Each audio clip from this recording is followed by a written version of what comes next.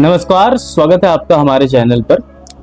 Books और किताबों के सिलसिले में हम बात कर रहे होते हैं और पिछले कुछ दिनों से आपने देखा होगा कि हमारी कुछ किताबें हैं जिसको हमने आपको रिकमेंड की है और अगर आपको पसंद आए तो आपने वो किताबें मंगाई भी जरूर होगी। तो उसी सिलसिले में उसी कड़ी को आगे बढ़ाते हुए आज हम कुछ और चुनिंदा किताबों के साथ आए हैं, मगर ये किताबें एक खास जॉनर की है।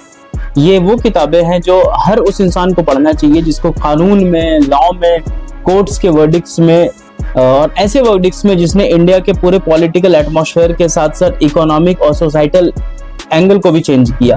तो उन्हीं से रिलेटेड कुछ किताबें आज हमारे पास है और ये सारी वो किताबें हैं जो किसी न किसी ज्यूरिस्ट के द्वारा या किसी एक अच्छे जज के द्वारा ये किताबें लिखी गई हैं और ये बेहतरीन किताबों में से एक है।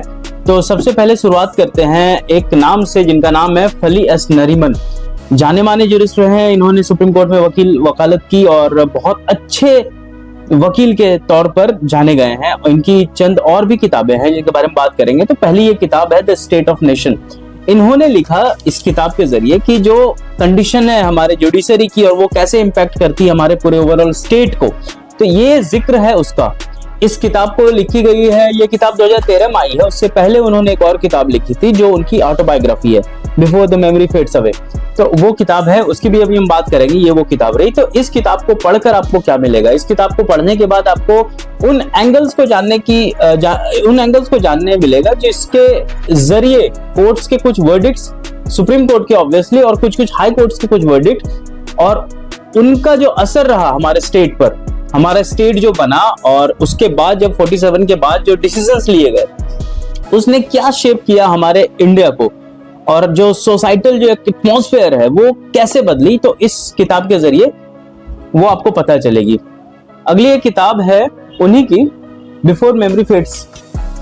तो ये ऑटोबायोग्राफी है उन्हीं की लिखी हुई और इस किताब को पढ़ने के बाद जब आप पढ़ेंगे तो आपको इनके इनिशियल लाइफ से लेकर आखिर तक 2007, 8, 9, 10 तक जो एक्टिव रहे ये, तो क्या इम्पैक्ट इन्होंने देखा और क्या एक जो चेंजेस है जो उस दौरान जब इन्होंने सुप्रीम कोर्ट में अपनी प्रैक्टिस की और इसी के साथ साथ ये दुनिया के और भी जुडिशरी के फैसले को, तमाम डिसीजंस को देखते रहे, तो क्या अलग इन्होंने पाया हर चीज को मिलाकर। और उसके बाद जो पॉलिटिकल सिनेरियो है वो कैसे इम्पैक्ट हुई और इम्पैक्ट करी इसने लीगैलिटी को, लॉयर्स को, उसके डिसीजंस को, सुप्रीम कोर्ट के डिसीजंस को, कैसे ये दोनों साथ में मिलकर आगे बढ़े और कभी कभी कॉन्ट्राडिक्शंस भी रही और कहाँ खामियां रही और कहाँ खूबी रही इन दोनों की, उस पर बात की गई है। तो एक अच्छी किताब, बहुत अच्छी किताबों में से एक, कोर्ट रूम जीनियस, नानी पालखीवाला। नानी पालखीवाला वो नाम है जिसने 60, 70, 80 के दशक में सरकार को आड़े हाथ लिया, सामने फ्रंट पे इंदिरा गांधी जैसी मजबूत सरकार चलाने वाली एक ऐसे कांग्रेस की सरकार को इन्होंने सीधा चैलेंज किया, उनके ऑटोक्रेटिक रूल तक को चैलेंज कर दिया था। और इसमें जब आप देखेंगे तो इनके बारे में ये किताब दरअसल लिखी गई है सोली सरब जी और अरविंद पिरिधास, जो दोनों बहुत जाने माने जो लॉयर रहे हैं और इनका काम भी बहुत अच्छा है। तो इन्होंने इनके बारे में लिखा है कि इस किताब को पढ़ते वक्त आपको एक चीज तो तय है कि रखने का कभी भी मन नहीं होगा।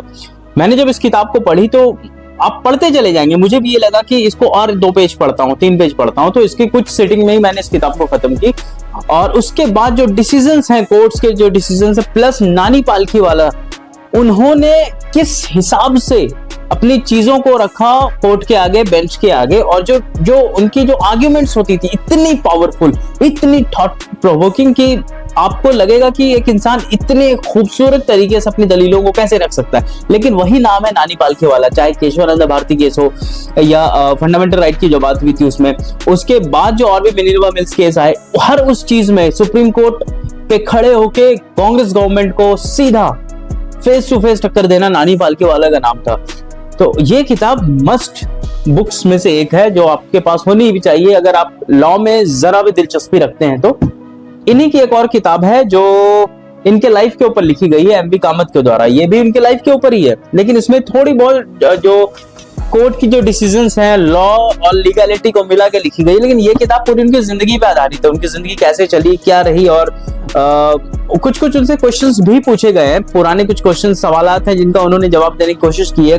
छोटे से चैप्टर में इसको डाली गई है। तो नानी पालखीवाला, उनके लाइफ को अगर पढ़ना हो तो ये, और उनके लाइफ के साथ साथ कोर्ट के आर्ग्यूमेंट और डिसीजंस को भी, और उनके लीगल जो उनकी वैलिडेशन थी उसको जानना हो तो ये किताब पढ़े।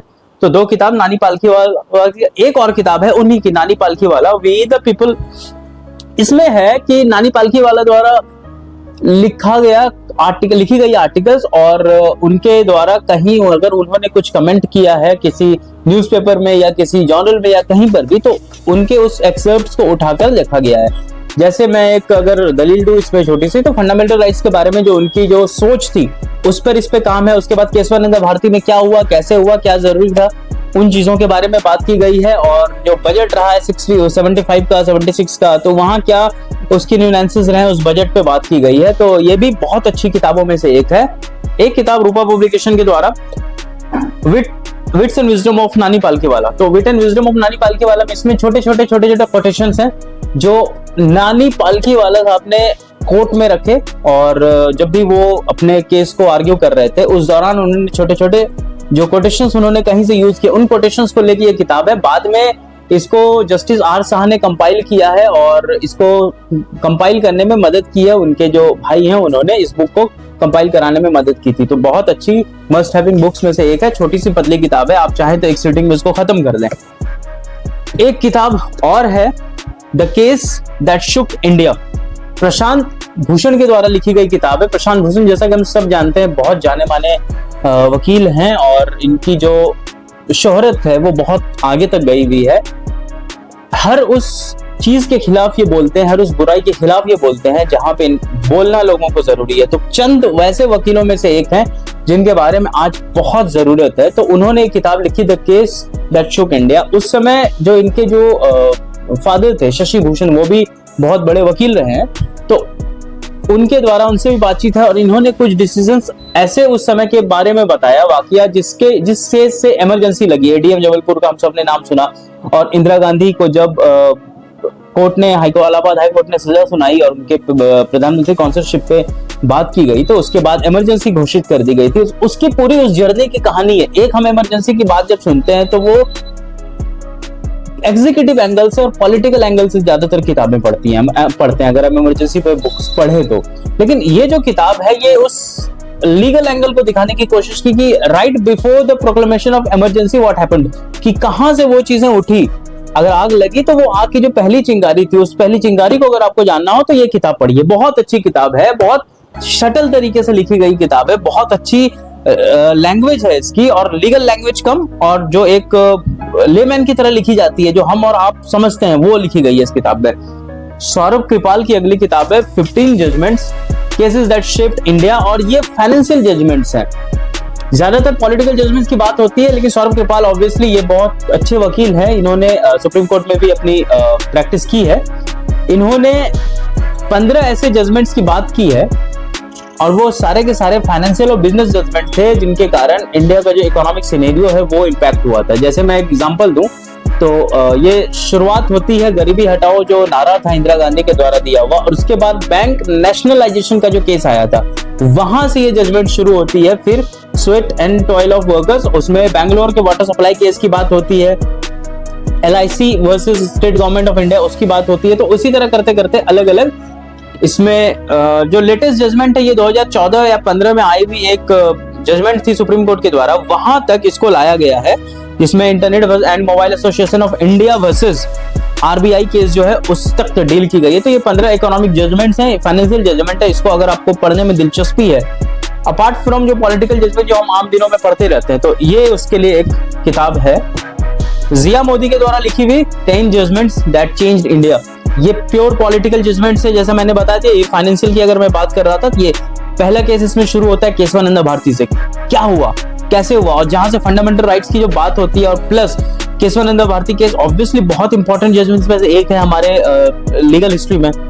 एक वो, उसके बाद Maneka Gandhi versus Union of India में फिर मोहम्मद आरिफ खान की जो एक केस थी उसके बारे में बात होती है, और वहां से ऑल द वे चलते चलते Aruna Ramchandra versus Union of India यहां तक की बात होती है। और इस किताब को पढ़कर आपको, छोटी सी किताब है, बहुत अच्छी किताब है, बड़ी भारी भरकम किताब नहीं है लॉ की तरह, बहुत ही ज्यादा आनंद आएगा आपको। क्योंकि ना कि एक जब आप सिटिंग पे बैठेंगे तो आपको जो 2-3 किताबें ऐसी होती है जो आपको एक सिटिंग में खत्म करने का मन होता है, तो ये उन किताबों में से एक है। इसकी कवर बहुत अच्छी है, कवर ऐसा लगता है कि आप कॉन्स्टिट्यूशन ऑफ इंडिया के जो कवर को आप देखते हैं उसी हिसाब से इस कवर को डिजाइन किया गया है। इस किताब को जरूर रखें अपने पास। इंदु भान के द्वारा लिखी गई किताब द ड्रामेटिक डिकेड, ये 10 साल की बात की गई है और इसमें भी लैंडमार्क जजमेंट वही सारे जजमेंट्स हैं जिसने फिर हमारे देश के टोटल ओवरऑल सिनेरियो को चेंज किया।